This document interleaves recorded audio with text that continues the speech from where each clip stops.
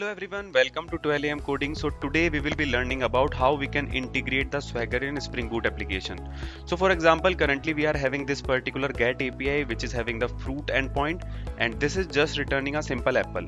Now let's say you want to implement the Swagger documentation for it. So simply what you need to do, you can just go to your build.gradle, and in the build.gradle you can just put this simple dependency. Okay, org spring doc open API starter web MVC hyphen UI. Okay, and there will be the version of this particular dependency. Okay, so simply if you will put this particular dependency, then it will automatically go and find whatever controllers you are having into your particular application.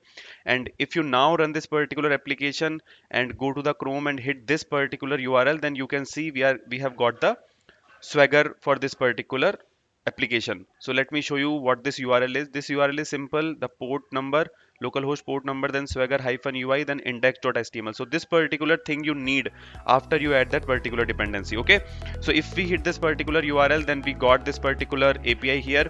Now we can just try it out and execute. So if you see, our API is 8090/fruit, which is our this particular API, and if you see, we are getting the apple in the response. Okay, so implementing the Swagger is this much easy for your project. So yes guys, that's it for this particular video.